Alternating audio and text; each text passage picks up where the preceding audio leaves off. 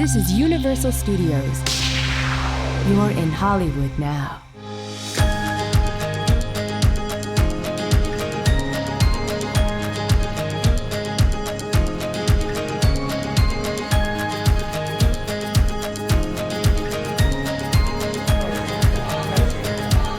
My name is Trevor. I'm going to be your tour guide this afternoon's We Explore the Universal Backlot.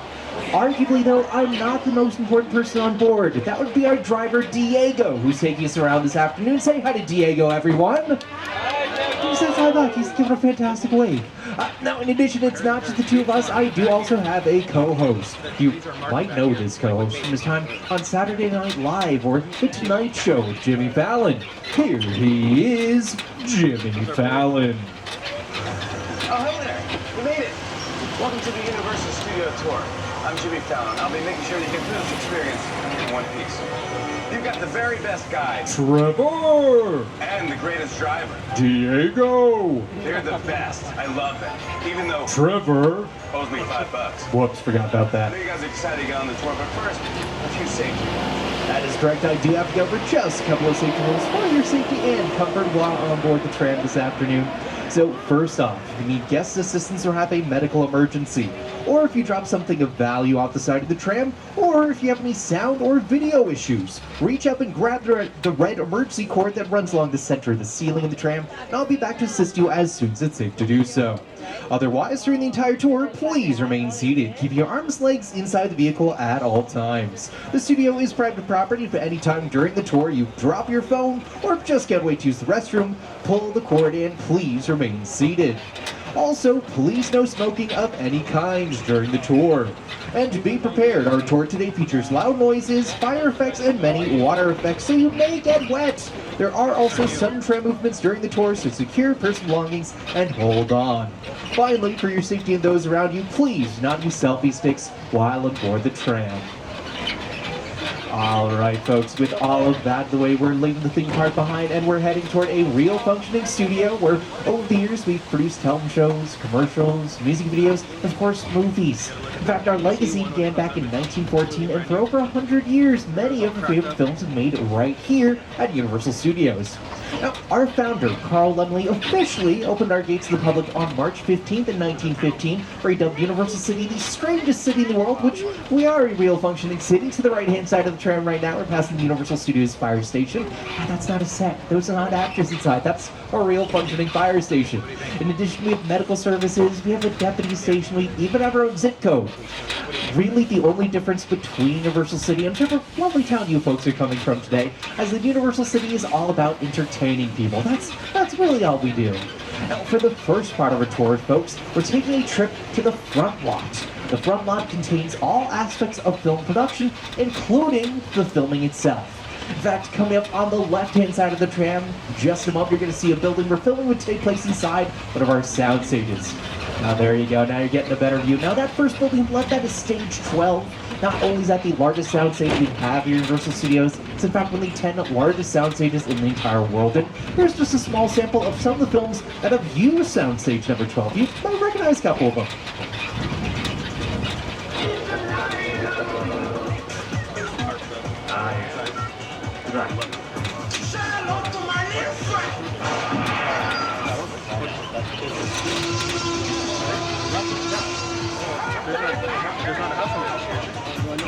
Yes, even exterior scenes like that, well hey, sometimes they're filmed inside a soundstage. We in Hollywood, we love using sound stages. First off, that's because they're 98% soundproof, with construction often happening a lot. Trucks and trailers constantly driving by for the most part. Well, you won't hear any of that inside the sound stages. Plus, as you saw, we can really build whatever we want inside them, from the tiniest box cubicles to the largest of mansions. Which, by the way, folks, the left-hand side of the tram right now, ooh, the elephant door is open. You can actually get a little bit of a sneak peek inside. We're currently passing sound stages number 7 and 8. Now, these sound stages would have such a set, such a mansion. That's where they're currently filming the 4th and final season of the television show Bel-Air, which airs on Peacock. Based on the hit 90s series The Fresh Prince of Bel-Air, how it's a very dramatic retelling of that story. Now, in fact, here to tell you a little bit more, hey! Hello, that's one of the stars of Bel-Air. Olly Sholotan, hey, how's it going? Now, here to tell you a little bit more about Bel-Air are a couple of its stars, Jabari Banks, and as you're seeing right now, Olly Sholotan. You think you got me a water when you pour? So what is you put egg on the cheese, you put cheese on the eggs and on the cheese. It's mine. Whoa, how many seats do you think are in there? It's gotta be a lot. Man, we could probably fit the whole Bel-Air cast and crew in there. You know, we gotta get one of these for the mansion. And for sure, you're looking for y'all. The Banks family mansion lives right here on the Universal lot. Right. Some of Bel-Air's most pivotal scenes have been filmed right here. Jabari, what have been your most memorable moments? Oh, I don't know. I mean, there's so many to choose from. You know, I love the foyer set when Will first enters, and at that moment, his life changes forever. What about you? Well, the Bel-Air Academy gym set is here too, and I remember you having me sit in that cold ice bath for hours. Yeah. And that was really fun. I still can't feel my toes. No, but seriously, my favorite part of this lot is the talented crew. We put it all together from hair, wardrobe, makeup, set design, props, and transportation. Transpo, yes. Yo, Transpo's the best. Yeah, they have the sweetest rides for us to play with. Actually, speaking of, if we're gonna get a ride like this, we better go talk to Transpo now and let these people get back to their tour. Yeah, that sounds good. As long as I get to drive. Oh, not if I got the keys. Oh, not come on, man. Thanks, Jabari and Olly. Now, NBC Universal's television history goes back 85 years for the opening day ceremonies of the 1939 New York World's Fair, marking our first broadcast. Hey! Now, since then, we've produced and televised some of the most popular and longest-running shows ever seen on network television. Shows like The Jeffersons, Columbo, Coach, all filmed right here in Universal Lot. Now, more recently, coming up on the left-hand side of the tram, you might recognize a certain teddy bear who's celebrating that not only he has 2 movies under his belt named after him, of course, Ted and Ted 2, but also a TV series also named Ted, which is a prequel to the films. Now, by the way, they recently wrapped up filming season 2 of Ted for Peacock, produced by Fallon, also voices titular character. Details are tightly wrapped, and of course, it's fantastic to have that production, that whole cast and crew back in Universal Lot. Now, in addition, folks, the left-hand side of the tram right now we're passing a very important area on the studio lot. These series of small buildings to our left are our bungalows. Now, here to tell you more about them are the stars of the film How to Train Your Dragon. Hey there, Studio Tour. I'm Jared Butler. I'm Mason Thames. And I'm Nico Parker. You know, these bungalows to your left are actually production offices. Home to some of Hollywood's biggest filmmakers, including Mark Platt, one of the producers of our new live-action movie, How to Train Your Dragon. Everyone wave. You might be there right now. And if you haven't already, be sure to meet the iconic and beloved Toothless over in the plaza. And see our movie only in theaters now. But in the meantime, here's a sneak peek. Everything we know about dragons is wrong. All right, bud, you ready? Watch out! How to Train Your Dragon, rated PG, in theaters now. Yes, don't miss How to Train Your Dragon, only in theaters, including our very own Universal Cinema on City Walk, playing now. Now, by the way, one more thing to note about producer Mark Platt. Not only did he produce How to Train Your Dragon, he also produced both the Oscar-winning film Wicked, as well as the upcoming sequel, Wicked for Good, both of which stars Cynthia Erivo and Ariana Grande, which, by the way, I don't know if anyone saw the trailer for Wicked for Good that came out a month ago. Looks fantastic! Cannot wait to finally watch that movie for myself. It's coming out in November. Now, in just a moment, we're about to transition from the front lot and head to the backlot portion of our tour, where our large-scale exterior sets are located. Very quickly, though, to the left-hand side of the tram, we're seeing some final sound stages, sound stages number 25 and 26. These are some of our more recent ones. First used back in 2016 for Hairspray Live, which aired on NBC. Really, we've condensed a huge part of the filmmaking process inside these sound stages, which is why they look a lot different from our other ones. There's a writer's room available, rooms for hair, wardrobe, makeup, everything that we need to put on the show. Now, currently, stage 26 is where they're filming the sitcom St. Denis Medical, which stars David Allen Greer, Wynn Glenn Covey, and Allison Tolman. It airs on NBC and Peacock as well. In fact, you can take a look right here. St. Denis! Oh, I love a good buzzword. A Coachella-type vibe. St. Denis Regional Medical! St. Denis Regional Medical! That woman is a lot. She's just quirky. Louder! St. Denis Regional Medical! The rhythm is gonna get you, and it got me. St. Denis Medical, all episodes streaming now. Watch NBC on Peacock. And again, we're filming season 2 right now to the left-hand side soundstage number 26. Now, by the way, St. Denis Medical, that is a single-cam sitcom that we film here in the Universal lot. We do also have a multi-cam sitcom that films here as well called Happy's Place, which stars Reba McEntire and airs on NBC and Peacock as well. When you think of multi-cam sitcoms, some more popular ones, of course, are Big Bang Theory, Friends, Will and Grace. Those types of shows where you can kick back, relax, binge a couple of episodes after a long day at work. Generally, a multi-cam sitcom takes about 5 days, put together in one episode of the show.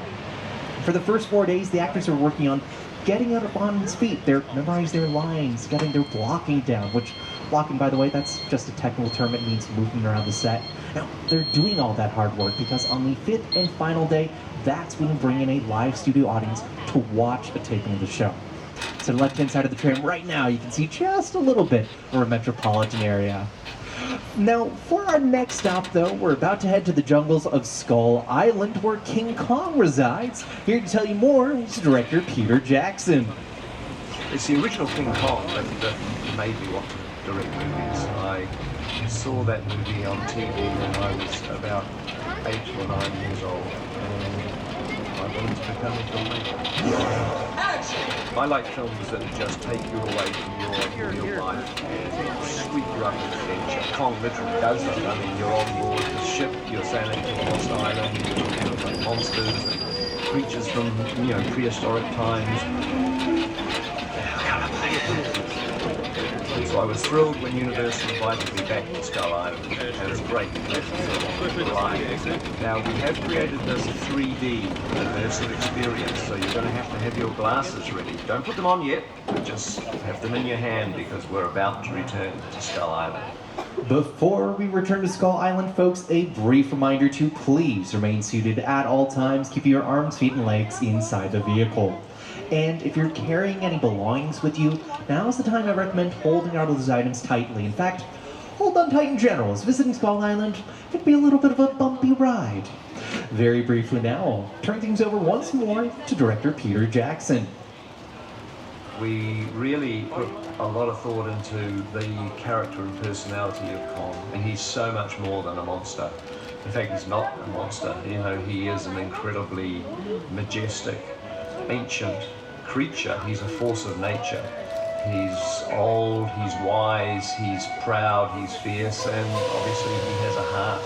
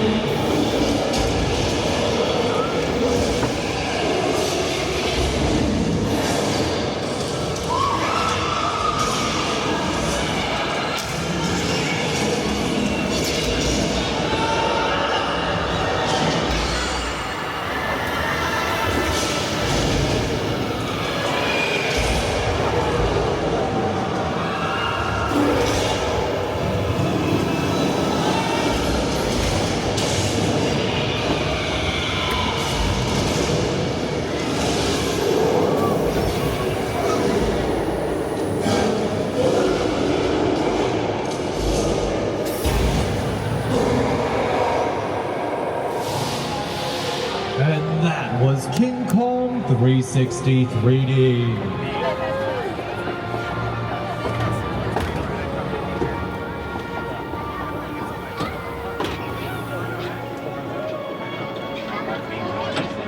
Everyone, feel free to take off your 3D glasses now. Please do hold on to them, though.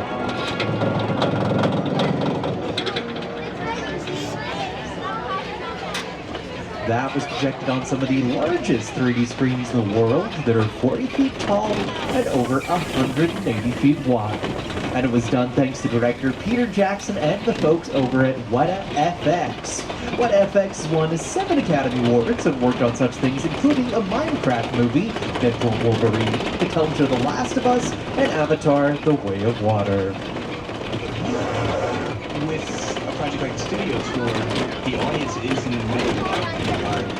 They're looking in all directions, there's creatures coming at them, they're seeing Kong from this side and T-Rexes from the other side. Working on a movie, we always know where people are looking. They're looking straight ahead, they're looking at the shop that we're working on. Here you have to take into account that people are looking in all directions.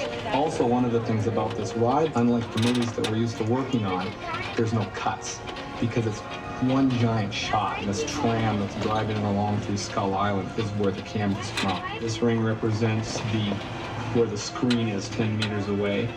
We're really creating about 50 minutes of a feature film. That amount of visual information, that number of pixels, and presenting them to the audience, it's a hell of a ride.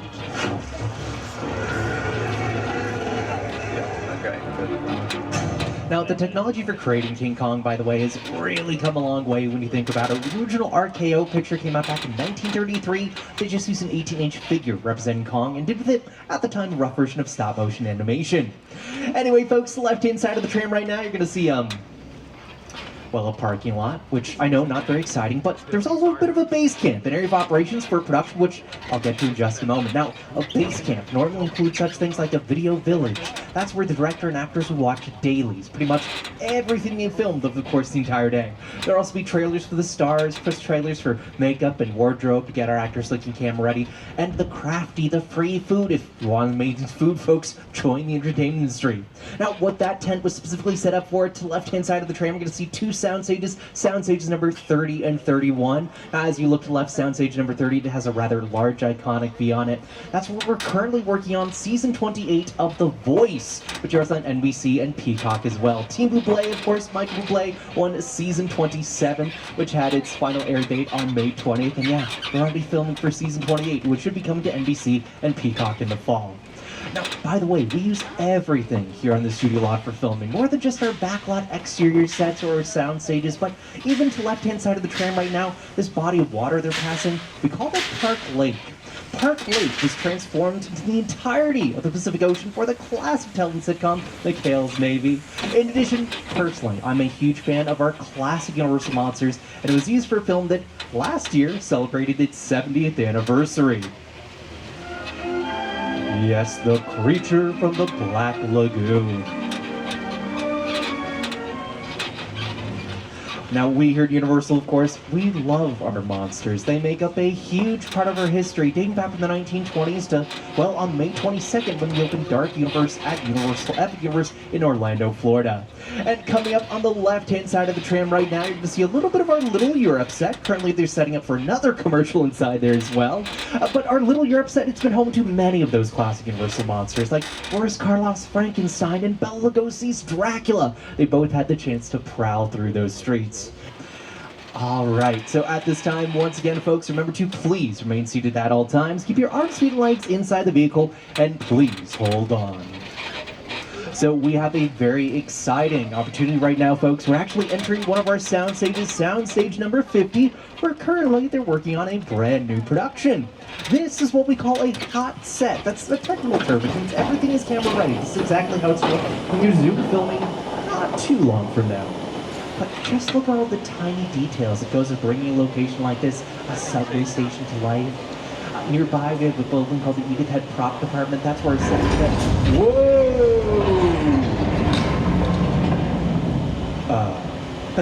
Not sure much that happens in California. Quick reminder, please remain seated and hold on. Uh-oh, folks. This just might be the big one!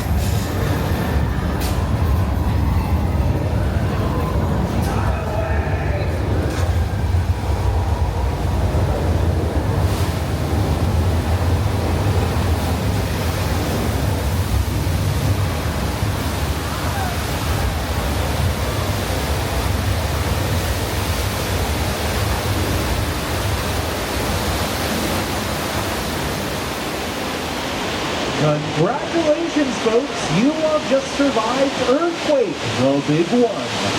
Inspired by a disaster classic film Earthquake, which was originally released on November 15th of 1974, that film starred Carlton Heston, Richard Roundtree, and David Gardner. That movie actually celebrated its 50th anniversary last year. Now, speaking of anniversaries, there is another classic film which is celebrating its 50th anniversary this year. Now, it became one of the biggest movies of all time, created the term blockbuster, as we all know it today. That film is Jaws, directed by Steven Spielberg. And in fact, our next stop is going to be Amity Island. Now, before we head over there, maybe you should check in with Police Chief Martin Brody. Hi folks, Chief Brody here. You may have heard we have a shark problem, so I'm afraid the beaches are closed. Yeah, you got a real bad case out there, Chief. I'm here to offer my services. Thanks, Mr. Quint, but we do already have a plan. You can hire me in the open this summer, or you can play it cheap. Well, we do have Officer George patrolling the waters already. Georgie? Ivy? Sounds like amateur hour to me. Good luck with that one, Chief.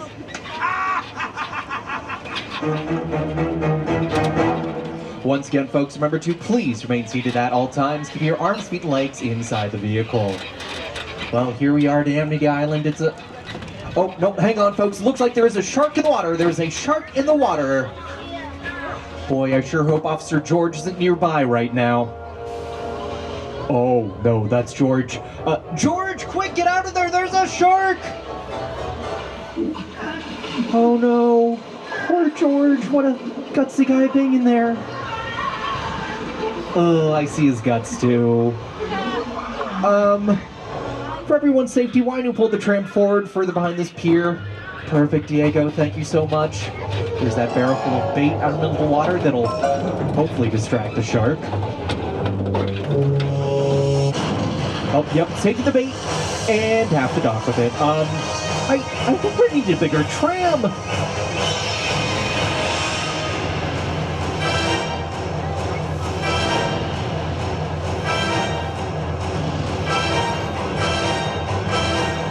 Look out, there's the shark!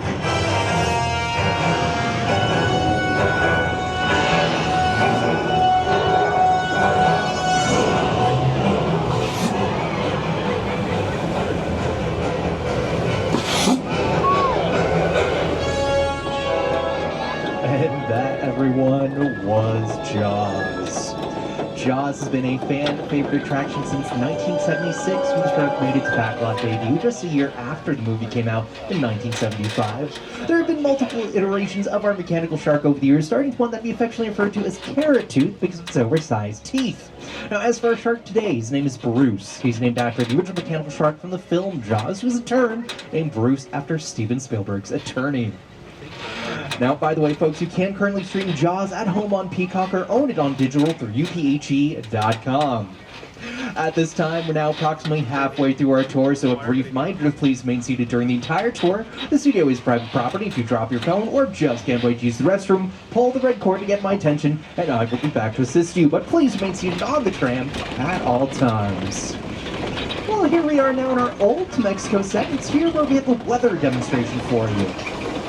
So if you suddenly heard that thunder, don't worry, that's all Hollywood magic.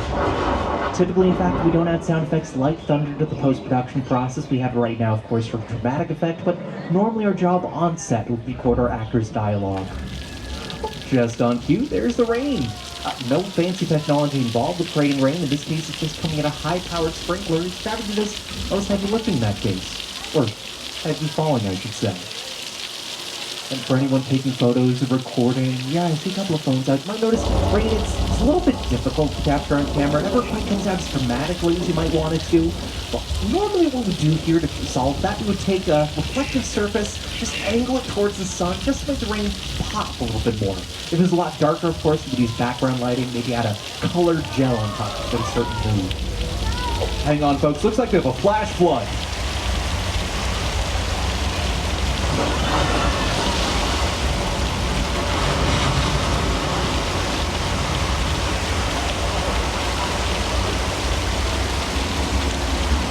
One of our oldest attractions for the studio tour, Flash Flood, created back in 1968. Now that area has been used for filming as well. It was used for the music video for Lady Gaga's song Judas, as well as the film Big Fat Liar, which starred Frank Muniz, Amanda Bynes, and Paul Giamatti. Well, at this time, folks, you may notice we're about to do a tiny bit of backtracking. Very briefly, we're driving by Amity Island from Jaws once again. Now, director Steven Spielberg, he played a very important role in bringing Jaws to the studio floor, which, actually, I'll just let the man talking about it himself. The Jaws ride was almost the inevitable result of the size of the box office when Jaws first opened in June of 1975. And that was really the first time I ever got involved in the creation of a ride. It was a great honor to be invited into a creative circle of tremendous designers at Universal that were trying to figure out how to replicate what the movie had done to audiences in a real way by building a physical shark that would come out of the water and terrify tourists as they were sitting in the tram. And the most amazing thing about the Jaws ride is it is exactly as it was from the time it was first placed on the Universal lot. There have been tweaks, of course, over the years, but it is essentially what the designers and myself all envisioned and created.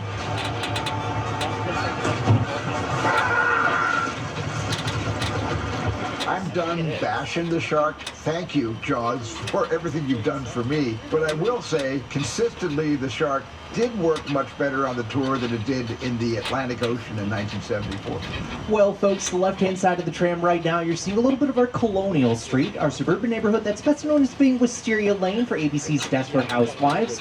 Currently, they're filming a commercial inside there. Now, that area has also been recently used for an upcoming television show called The Burbs. Now, The Burbs will star Keke Palmer and come to Peacock. It's actually based on the 80s film of the same name, which starred Tom Hanks and Carrie Fisher, which also filmed inside Colonial Street as well. So Colonial Street has a lot of history with the Burbs. For our next stop, though, we're headed over to our picture cars. Now, picture cars, what that means, that's literally any plane, train, automobile that you see on screen at any given point. In fact, to give you another example, even this tram that you're all riding right now, it's been a picture car as well.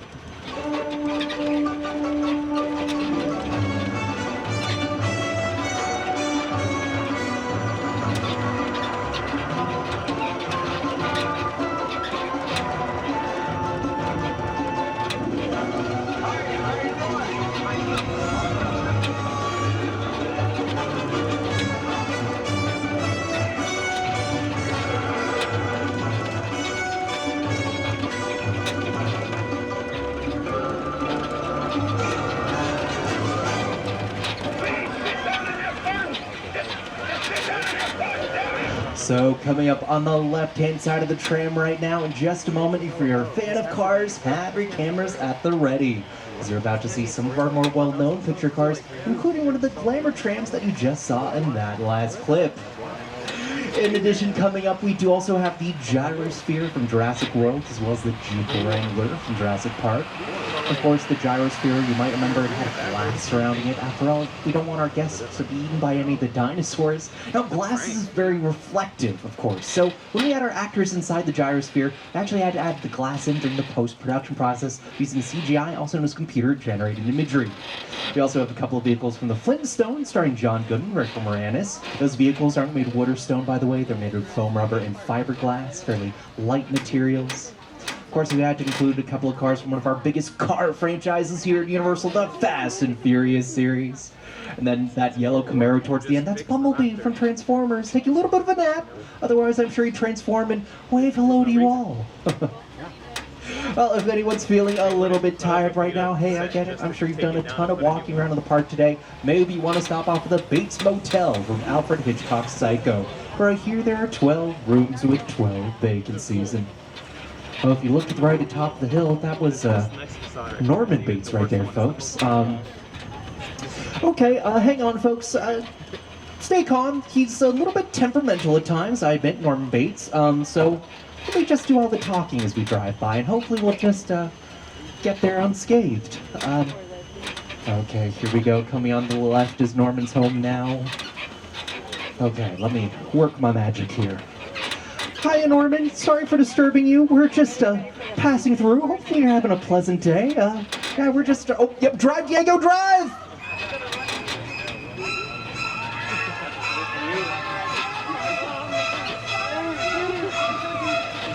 Ooh, that was a close one, folks. I did not do a good job charming Norman Bates. Oh, well, we made it, though. We made it. And now here we are at the set for the film War of the Worlds, which was directed by Steven Spielberg and starred Tom Cruise and Dakota Fanning. Over the left-hand side of the tram, that plane, that is a real 747, though was decommissioned before it was used for filming. Here to tell you more about this location is production designer Rick Carter, as well as Steven Spielberg.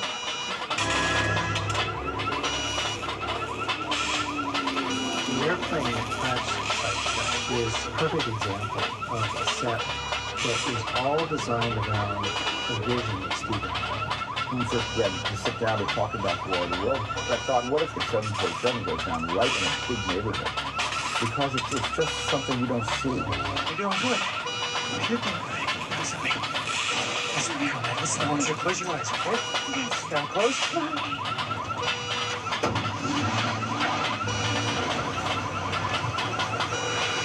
Let me get in. Get in.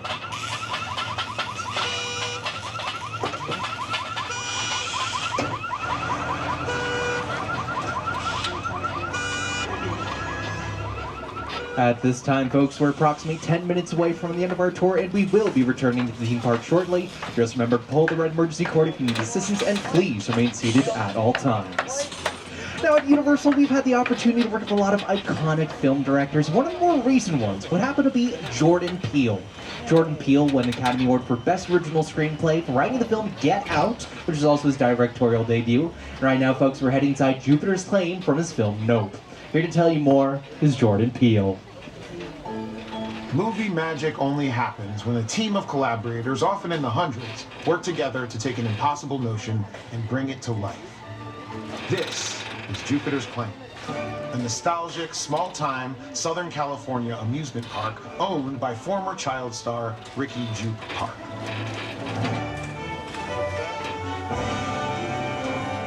Over there, look into the winking well and have your picture taken just like the kids in that old 90s movie Kid Show. That's what this whole place is loosely based on.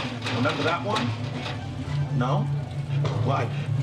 A little further down, you can see the brand new Star Lasso Experience, built to showcase an unbelievable new live show.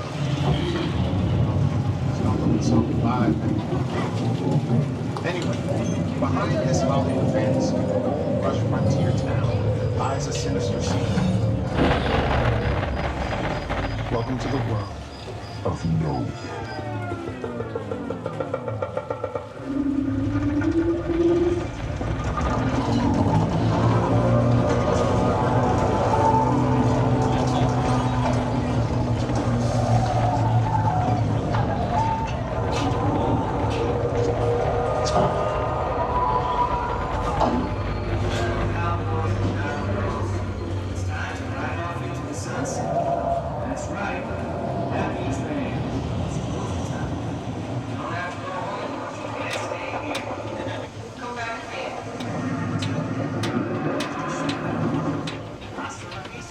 Well, at this time, folks, we're going to start making our way back over to the theme park. Now, one more thing I'll touch upon. Right now, we're actually driving on John Williams Drive, named after legendary composer, John Williams, known for doing such things like the theme for Jaws, E.T., Star Wars, Indiana Jones. He's actually the person who's been nominated the most ever at the Oscars. Now, we actually name a lot of our roads after actors, producers, directors who've had a huge impact on Universal, including longtime collaborator with John Williams, Steven Spielberg. Now, speaking of Steven Spielberg, I want the man to share for himself about how actually he got his start at Universal, why today he calls Universal home. My entire career began with my relationship with Universal Studios just as a high school kid on a tour bus. Remember, in those days, there weren't trams, there were buses called the Gray Line Tour Bus. And I was so excited and thrilled to be on the lot. This was my first time ever on a movie studio lot. And during a bathroom break, I hid in the bathroom, and when everybody left to get back on the bus, I waited another 15 minutes until I'm sure the bus left, and then I had the entire lot to myself that day. And in those days, movie lots were so crowded because all movies were made on film lots. Today they're made all over the world, on locations, but most of it was focused in those days, in the 60s, on the film lots. So nobody noticed me when I was going around from soundstage to soundstage, and I really felt, in my own young way, I owned the lot and had the most amazing day of my life. So yes, just like you all did today, gotta start by taking a tour here at Universal Studios. For over 110 years, Universal's been thrilling audiences around the globe. Our founder, Carl Laemmle, had a vision to make movies that would make audiences laugh, cry, or sit on the edge of their seats. When he first opened the doors to Universal City in 1915, he wanted to open up the world of movie making to everyone. He understood the power of storytelling on the screen and the excitement that going behind the scenes can inspire, and I hope that you all have been inspired by a visit to the studio tour today as well. Now, thank you all for joining us here at the world-famous Universal Studio Tour. To our past members, of course, a very special thanks to you for joining us today. If you're not a past member, head to the Universal box office to see how you can upgrade today's ticket to an annual pass so you can come back again and again.